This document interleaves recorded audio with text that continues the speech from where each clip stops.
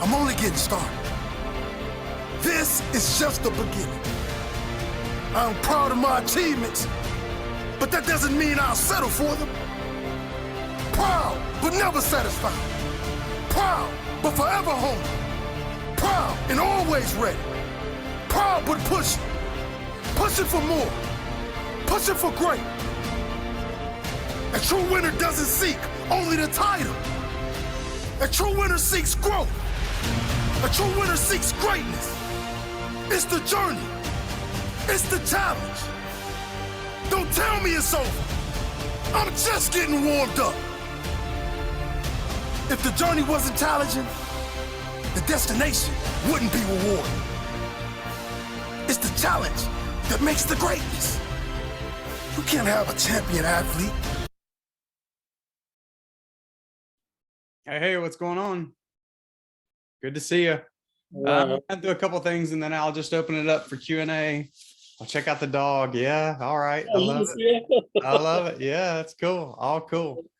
Just gonna run through a couple things and I'll open it up for any Q&A you got. So a couple things I just want to run through is talk about, I'm going to go over this idea of pre-screening questions and why it's so important. I'm going to kind of talk about, walk through it as if I'm doing it with someone so you can actually hear me do it. And then I'm going to also spend a little time talking about a deal that I'm working on right now so you can hear how I'm thinking about a particular deal that's got a little bit of challenge and things like that. And then we can do some Q&A. Okay. So hopefully that sounds good. So let's talk a little bit about the pre-screening questions. So one of the things I tell anyone who's really looking to get into the business is that the pre-screening questions are absolutely critical to get those down. Why is that? If you watch the lesson, we've talked about it, that type of thing, you got to get those pre-screening questions down because in this business, it's generally a success fee business, meaning you don't get paid unless the deal gets closed. Now, I will pause there for a minute and say, I have heard of brokers who are charging upfront fees to work on deals. There have been a few deals I've worked on in the past where I did that. When I did that is because it was going to take a significant amount of time just to get even ready to take it to a lender. So it was generally a borrower who was very disorganized, something like sending them a list of documents to gather me. They were going to have to be handheld just to get that together. Some of the documents they couldn't even make sense of. It's going to take a lot of extra effort just to even get the ball rolling. And in that instance, I might charge an hourly fee to sort of help. There are some brokers out there who would charge a flat fee just to even work on a deal. And I don't like just that concept. And the reason I don't like it is because, if you're good at this business, you should know, especially after the pre-screening questions, might sneeze, apologize, especially after pre-screenings, we can handle our pre-screening questions, whether the deal has what I call legs or not, whether it's got something to stand on, if you're good at this. So, some brokers will charge that fee because they feel like it kind of makes sure that the borrower is serious, but I just don't like that approach. So just want to kind of get that out there and cover that. So getting pre-screening questions down is really, really critical. There are three main things I care about when I'm doing the pre-screening. Okay. And the very first one I start to dig on is the whole purpose of pre-screening is to figure out what hurdles exist and could get in the way of the deal being closed. And the very first place I start pressing, always remember that not every lender, but a lot of lenders, the primary source of repayment is that the borrower has to have cash coming in to make a payment. That's what a lender expects. A lender expects to get paid back. How do they get paid back? Through cash flow. Now, that can be through the business owner's personal income. Maybe they've got another business that kicks off a lot of income. That's cash flow. Maybe they've got a day job and this is something they're doing at night. The day job is cash flow. Maybe they have a spouse that has a day job. The spouse's cash flow can count for that. But the primary source of repayment is always cash flow, which is basically income, right? Income. And so I will press on that early in the discussion. So let me just kind of walk through it from the beginning. Might take us maybe 10 or 15 minutes just to kind of go through how I do this. So the first thing I'll do is say, get past, imagine we've got past the elbow rubbing, the rapport building, all that kind of stuff. Imagine we're moving past that, and I'm sort of jumping past rapport building straight into this idea of, okay, I've built rapport, they want to work with me. Now let's get to these pre-screening questions and how I cover them. So the very first thing I say is, okay, great. You want to borrow money for your business. What is the purpose of that money? What do you want the money for? That one question shoots off in all kinds of directions and helps me understand a lot of things. So the first thing it helps me understand is what they want the money for. Why do they need it? And so it also helps me understand, is this an imminent need? Like they need it today?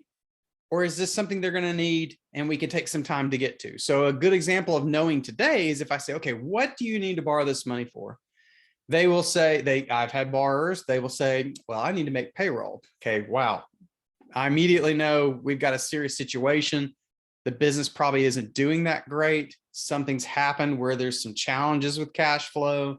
So I know there's now a hurdle I have to overcome. Just that one question told me that. That one question also helps me immediately know what type of loan facility I'm going to consider for that borrower. Okay, so what do I mean by that? Just split it into fixed and variable needs. Okay, so how do I, when I say what do you need the money for? What is the purpose for the money? If they say it's for making payroll, that's typically a bit of a variable need that fluctuates a little bit. If they have people on straight salary, it might be a fixed need, but payroll can fluctuate. You've got less people on the team this week. You've got more people. They work less hours. It's a variable need. If what that does for me is that tells me what type of loan type they're going to need. The rule is fixed need equals fixed product. Variable need equals variable product. So if it's a variable need, we want something like a line of credit, kind of like a credit card, meaning that it can fluctuate and balance. They can borrow, pay down, borrow again, pay down, borrow again, pay down. If it's a fixed need, what is the purpose for this loan? I want to buy a piece of equipment. Okay. So today my family was at a location and I was reminiscing with my wife on the drive back that I used to have a client who was in the excavating business and he had really large pieces of excavating equipment. And so if I would have said to Jimmy, what is the purpose for this loan? He would say, Jonathan, I got to buy a piece of equipment. Okay. Is that a variable need? No. When you buy that piece of equipment, you know roughly how much it's going to cost to buy it, right? It's $100,000 plus tax, whatever it is. Fixed need, fixed product. Variable need, variable product. So just to keep moving, just know that one question just opened up all kinds of things. What's the purpose of the money? How soon they need it? And I can already be thinking about the type of product that is appropriate for them. From there, I will say, okay, so let's talk about sources of repayment. And I'll jump into getting past the 3 big hurdles that really matter to me. Talked about it a second ago. The big one, first source of repayment is almost always cash flow. So I will say, okay, you need the money for a piece of equipment, Jimmy. Sounds great. How much you're going to need? Oh, it's $100,000. Cool. Great. Let's talk about the primary source of repayment. And I will say this exact line. I would memorize this, write it down, whatever it takes. If I were to look at your last couple of years of tax returns, right? Would I see that you are in the black or in the red? What would I see? And what do I mean by that? So if you look at a tax return, an accounting return, in the black means they're making money. In the red means they're losing money. Okay. So I will say, Jimmy, you want to buy that piece of equipment. If I were to look at your tax returns, am I going to see you're in the black or am I going to see you're in the red? Another way I say it is, am I going to see a profit or am I going to see a loss? Okay. So let's just imagine Jimmy says, no worries, Jonathan, I'm showing a profit. I'll say, great. Roughly how much? Oh, I showed $100,000 profit last year. Great. What did I just learn? There's $100,000 in cash flow available for debt service. That checks off, assuming that can cover the payment, that roughly checks off that first need. What if Jimmy says, oh, well, I lost $100,000 last year on my taxes. Okay. Jimmy, what did it look like the year before that? Oh, the year before that, I lost $200,000, right? Now, what do I know? Well, we can't demonstrate the primary source of repayment. We can't show a lender that you're generating profit. So now we have a challenge. Okay, a little sidebar on that. Primary source of repayment is cash flow. Some borrowers will say to me, well, Jonathan, I'm showing a loss, wink, wink, on my tax returns. Okay. Now, what do I know the minute they do that? Well, I know that the reason they're doing that is because they're trying to manage their tax liability. That's exactly what they're doing, right? And so by doing that, I will say to them, I get it. You don't want to pay a lot of taxes on income, but Jimmy, again, using him as an example, Jimmy, the problem is the lender needs you to be able to prove you are making money to be able to make a loan payment, right? And how do we prove that? Unfortunately, that's typically through tax returns. So Jimmy might come back and say, well, I show a loss in my tax returns, but if you look at my QuickBooks profit and loss statement, I'm making money. Now we've got a real problem, right? Because Jimmy's lying to the IRS. It's really what's happening, okay? So pre-screening questions, trying to cut straight to as quick as I can. Does this have legs to it? Primary source of repayment is cash flow. I'm asking about Jimmy's business. If I look at sources of income, am I going to be able to show the bank positive sources of income? Now, just remember that. Another sidebar. If Jimmy can't check off the primary source of repayment through income sources, does that mean the loan is dead? No, there's something called asset-based lenders that we could go to. I'm not going to get in that today because that goes in all kinds of rabbit trails. We'll cover that another time. But so let's go back to the earlier example. Jimmy, if I looked at your tax returns, am I going to see black or red? This example, Jimmy says, Jonathan, we're in the black. Looks good. We're in the black. Okay. I go, great. No worries. You're in the black. That's fantastic. Okay. So there I can check that off. Then I move to the secondary source of repayment. Great, Jimmy. What can we give the lender as collateral? Now, I talked about multiple types of loans, fixed need for fixed purpose, that type of thing. In this example I gave you, Jimmy's buying a big tractor, basically, or a big, I'm not good with this stuff, a big piece of equipment, right? Big mechanical piece of equipment. I immediately know that can be the collateral, but I'm still going to ask Jimmy what collateral is available. Why? Because what if the value of that collateral is not enough to cover the size of loan that Jimmy needs? I need to understand, is there other collateral? So Jimmy might say, for example, well, Jonathan, I've got other pieces of equipment that you could use as collateral. Great. He might even say, well, you know what? I've got some real estate. Can we use that as collateral? Yes, we can, if it's not got a lot of debt on it. So in this example, if Jimmy says, Jonathan, the piece of equipment I'm going to buy will stand as collateral. I go, great. Check. Primary source of repayment, check in this example. Secondary source of repayment, collateral, check in this example. Then I move to the third piece, and this is really the last couple of things that really matter to me. I still have some other questions and we'll talk about them, but these three things matter to me: primary source of repayment, cash flow; secondary source of repayment, collateral; and the third one is I ask about liquidity, which is basically how much cash do you have on hand between the business and yourself. Okay. So Jimmy, now let's talk about liquidity. How much cash do you have on hand? Jonathan, I've got $10,000. Okay. So let's run through that.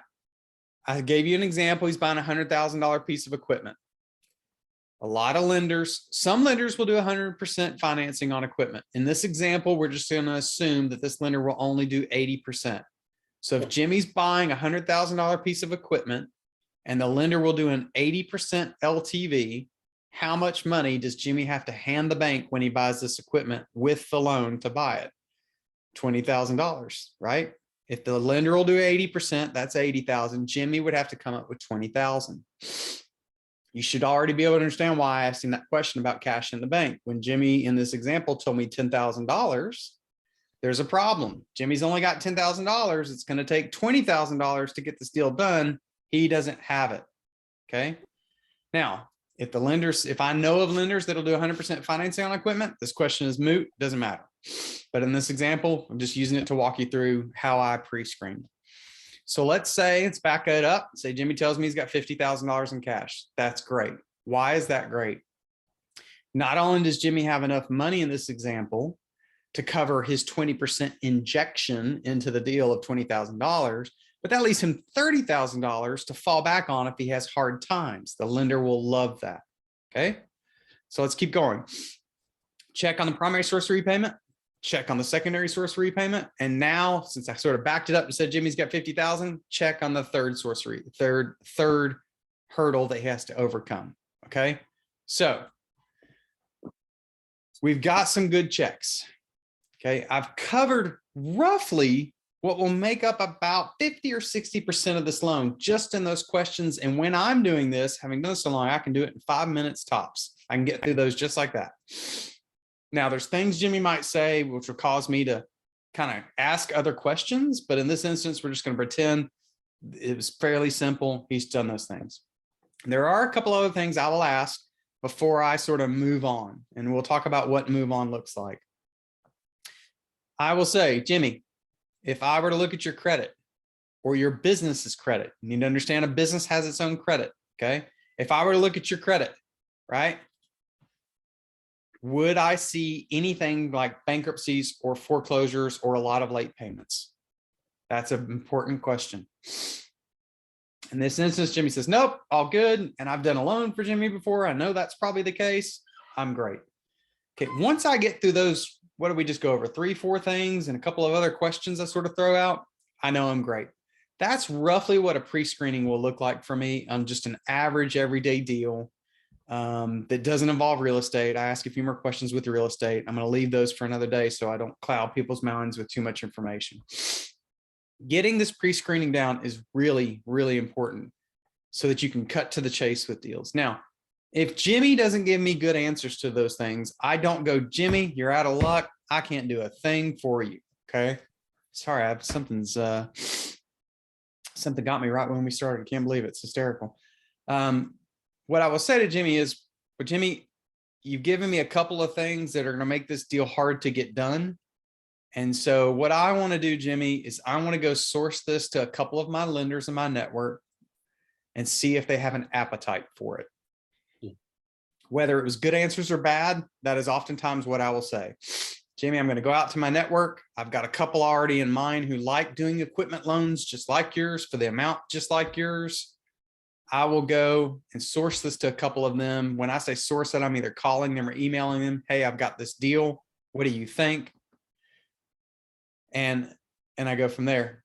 Sometimes those lenders will say, well, yeah, it looks great. Just, send me a file. I don't do that. Okay. That's shotgunning a deal.